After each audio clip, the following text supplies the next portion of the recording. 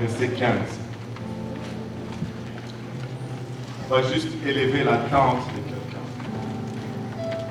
Alléluia. Vous savez, si nous élevons notre attente, nous allons aussi recevoir proportionnellement davantage. Luc 3, verset 15. Comme le peuple était dans l'attente, et que tous se demandaient en eux-mêmes si Jean n'était pas le Christ. Comme le peuple était dans l'attente. On va prier pour demander l'aide de Dieu. Merci Seigneur. Père, nous te rendons grâce encore une fois pour ce privilège et l'honneur non mérité que nous avons de nous tenir devant toi et devant ton peuple merveilleux aujourd'hui. De parler de ta part, Seigneur. Nous n'en sommes pas dignes, toi qui es juste et fidèle, Seigneur. Tu accordes ce que tu veux à qui tu veux, Papa.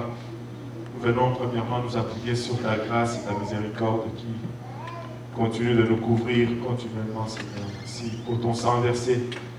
Merci pour ton esprit et ton onction, Seigneur. Car nous réalisons que nous sommes des hommes naturels et charnels, que les choses spirituelles sont folies et loin d'atteinte.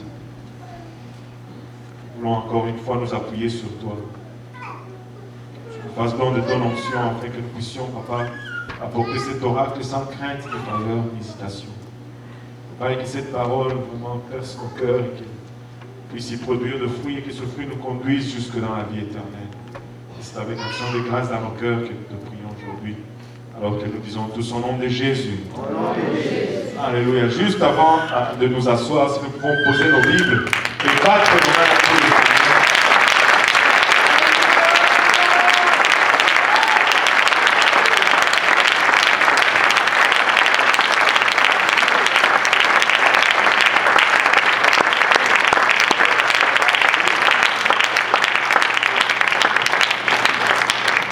Alléluia. Merci Seigneur. Vous pouvez vous asseoir.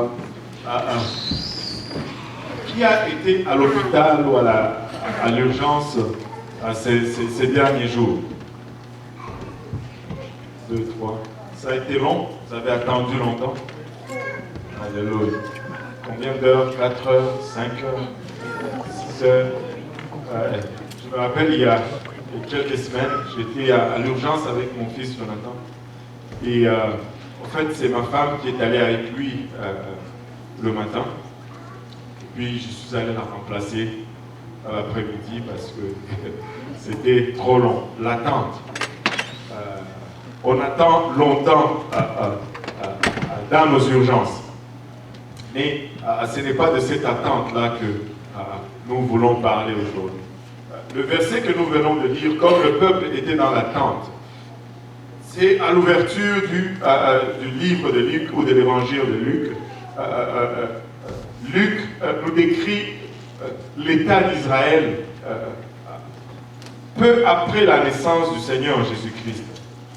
Et il est en train de parler de Jean-Baptiste qui commençait à œuvrer pour préparer le chemin du Seigneur.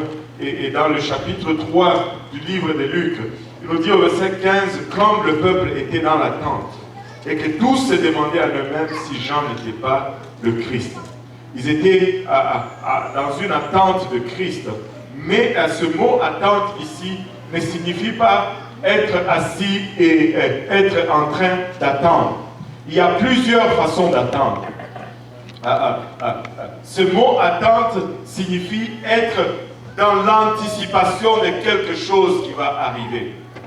Ce n'est pas l'attente de l'autobus ou assis en train d'attendre. Non, ça signifie être dans l'anticipation, anticiper quelque chose qui va venir.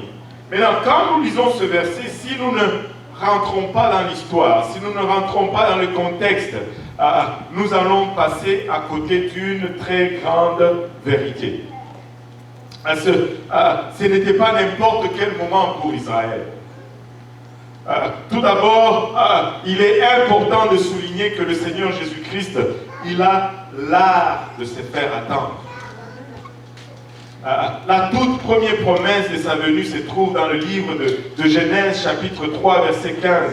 Alors que Dieu promet à la femme, au fait, Dieu est en train de maudire le diable, je pense que c'est 14 ou 15, il dit, je mettrai inimitié, verset 15, je mettrai inimitié entre toi et la femme, et entre ta postérité et sa postérité, celle-ci t'écrasera la tête, et tu lui blesseras le talon. C'est la toute première promesse de la venue de Jésus-Christ.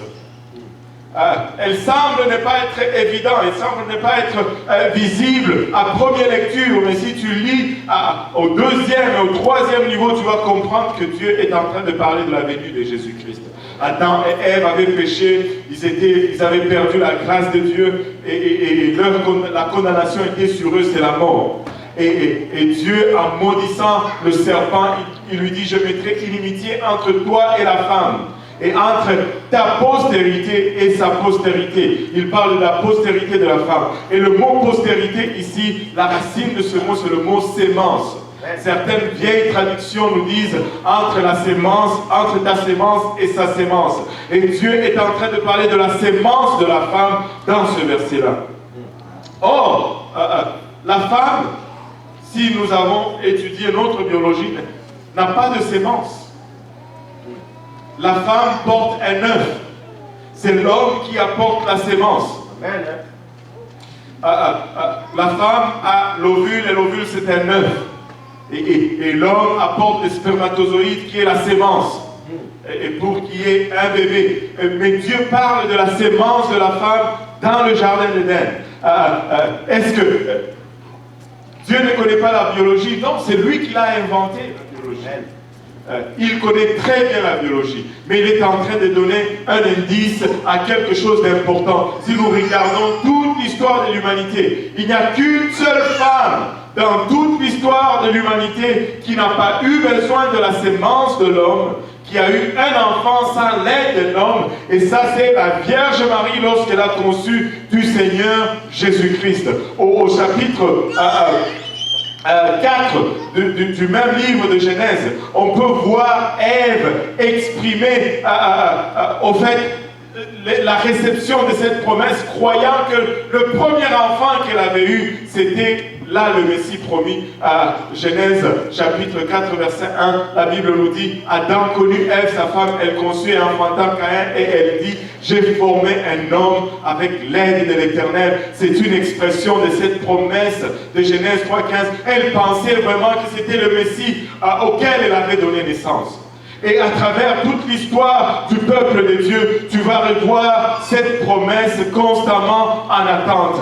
Toutes les femmes qui ont servi Dieu, qui étaient en connaissance de cette promesse, elles espéraient qu'elle allait être le porteur de ces messies.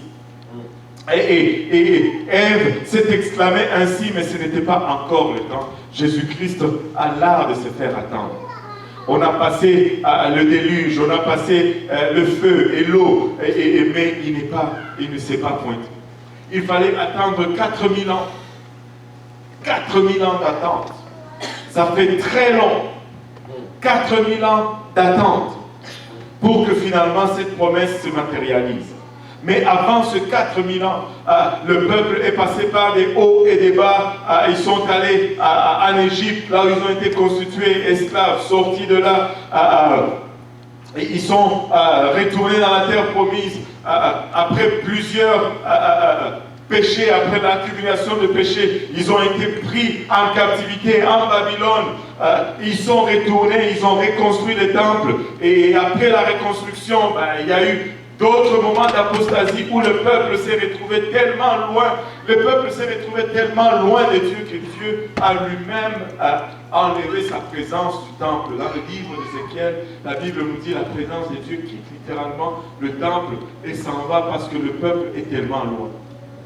Et après la reconstruction du temple par Zorobabel,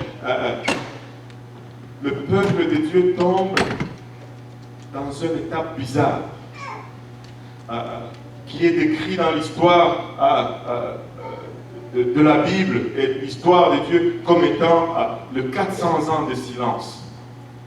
400 ans durant lesquels il n'y a rien eu du ciel. 400 ans durant lesquels Dieu n'a pas parlé à son peuple. 400 ans durant lesquels le ciel était complètement silencieux. 400 ans durant lesquels pas un seul ange n'a visité le peuple de Dieu. Eux qui étaient habitués à voir un prophète se lever et dire « Ainsi parle l'Éternel ». Rien. L'Éternel n'a pas parlé. Eux qui étaient habitués à voir quelqu'un qui sortait en tremblant et disant un ange m'est apparu et il m'a dit ceci de la part de l'Éternel. Rien de tout cela. Pas de visitation angélique, pas de parole prophétique. C'était le silence total. De quoi perdre l'espoir. Amen. Et c'était le silence total.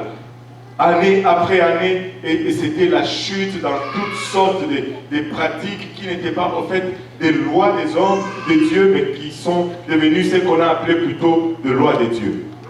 Et non seulement il y avait ce silence du ciel, mais on dirait que la main de Dieu s'est retirée aussi de son peuple.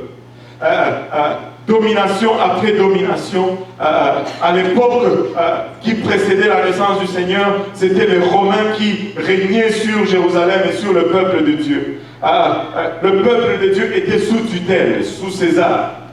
Il rendait des comptes à César. Et laissez-moi vous dire que c'était l'époque la plus sombre que l'humanité n'ait connue. Nous avons tendance à penser que pour le moment c'est pire. Mais laissez-moi vous dire qu'en ce moment-là, c'était encore plus pire. C'était la cruauté des cruautés. Des gens qui dirigeaient ce monde étaient plus cruels que les gens qui dirigent le monde aujourd'hui. Des gens qui étaient tellement cruels que, par souci de préserver leur pouvoir, ils tuaient leurs propres enfants. L'histoire nous raconte que Tibère, le César Tibère, après avoir eu un enfant, craignant qu'il ne soit succédé par son propre fils, a pris son propre bébé, l'a mis entre ses cuisses, a fait sortir la tête et l'a tourné en criant fort « Tibère, César à jamais !» C'était ce genre de cruauté auquel il faisait face. Des gens qui pouvaient incendier toute une ville pour pouvoir écrire un poème, pour pouvoir lire et réciter un poème. Néron, des gens cruels au fond, qui éclairaient leur jardin en se servant des chrétiens empaillés comme combustible.